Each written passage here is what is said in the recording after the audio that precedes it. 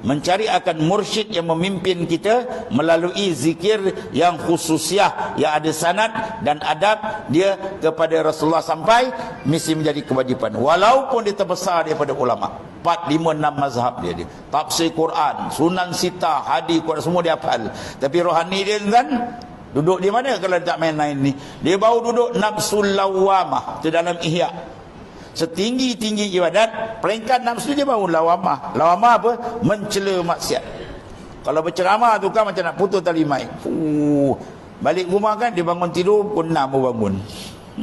Ceramah tadi berapi-rapi. Kan? Bukan semualah, bukan kita campur, tak ada. Biasa kalau begitu.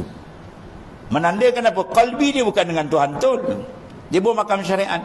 Menjaga, memang dia ada. Tuhan dah beri dia makam lawamah. Mana mencela maksiat.